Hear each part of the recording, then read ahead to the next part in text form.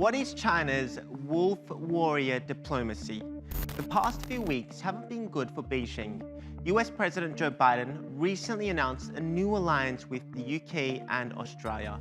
Then, just days later, Biden held a meeting with the Quad, which included leaders from Japan, India, and Australia. Although never mentioned directly, it's pretty obvious who the target was. The deal will deliver nuclear-powered submarines to the Australian Navy to promote stability in the Indo-Pacific region, which has come under increasing pressure from China. Beijing said the pact was extremely irresponsible. The alliance has already been condemned by China, who's warned the Quad not to interfere in its affairs. Feeling cornered, China lashed out, especially at one country. Here's how its government and analysts reacted. The US blatantly violates its political statement of not seeking a new Cold War and gangs up with others to create a small Anglo-Saxon clique. By going nuclear with nuclear submarines, that's the wake-up moment for the 23 million Australian.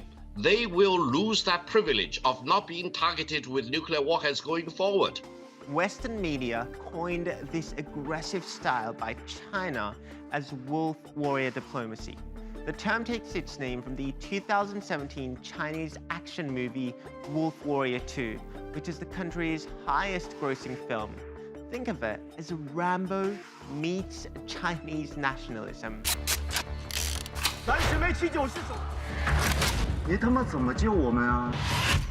Wolf Warrior. But what is wolf warrior diplomacy? Analysts point out that its main goals are to promote China's interests and to hit back at anyone who criticizes China. The latter started to take shape in the early days of the coronavirus pandemic, as China was feeling the heat for its alleged cover-up of COVID-19. Its diplomats began countering with their own conspiracy theories.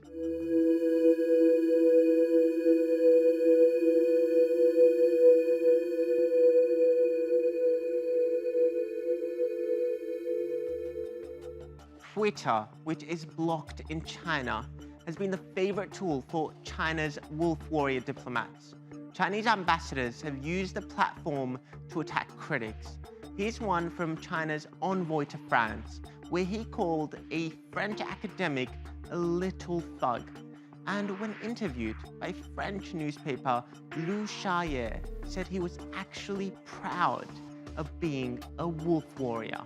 The language proved unacceptable for the French government, prompting the foreign minister to summon the Chinese ambassador to the country, Liu Shai. Another elite member of the wolf warrior team is China's ambassador to the US. Qin Gan recently spoke on tensions with the US, reminding Washington that Beijing was a nuclear power. He said it would be absurd and dangerous to apply the Cold War playbook to today's China-US relations, adding that in 1964, China's first atomic bomb was successfully tested. China knows how it feels to have its back to the wall. But the all-star of the Wolf Warrior squad seems to be China's Foreign Ministry spokesperson, Zhao Lijian. If the US wants a completely transparent investigation, it should, like China, invite WHO experts to the US and reopen its Fort Detrick military base and its other biolabs as soon as possible. The US is ill, very ill, and the Group of Seven had better take its pulse and give it a prescription. So why the sudden change in diplomatic tone? Well, China's more assertive foreign policy is nothing new. Its economic rise over the past 30 years and its military buildup has seen it grow more confident on the world stage. Whether it's in the South China Sea or its Belt and Road Initiative, China isn't shying away from asserting its interests. And China's President Xi Jinping has been credited with leading the charge of a more nationalist foreign policy. But it wasn't always like this. China's past diplomatic practices were far from the wolf warriors of today.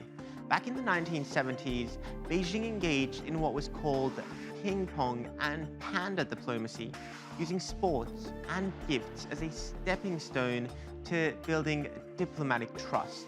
The American athletes were welcomed by the Chinese premier himself. Crowds of 18,000 turned out to watch exhibition matches, in which it can now be said the Chinese let the Americans win. It's a far cry from China's current diplomatic wolf warriors, but not all are on board with this approach. Some in the Chinese government have reportedly been trying to tone down the aggressive style, and China's former ambassador to Washington isn't a cheerleader for the wolf warriors either. Mr. Ambassador, because it was actually your own spokesman, the spokesman for the Chinese Ministry of Foreign Affairs, Zhao Lijian, who has been spreading this conspiracy that the virus originated in the US laboratory. Does he have any evidence to support that theory? Maybe you could go and ask him. Even China's president is reportedly calling for a more modest approach. China's state-run news agency quoted Xi saying officials need to strive to shape a reliable, admirable, and respectable image of China. That seems more in line with how Beijing conducted its foreign policy when it opened back in the 70s.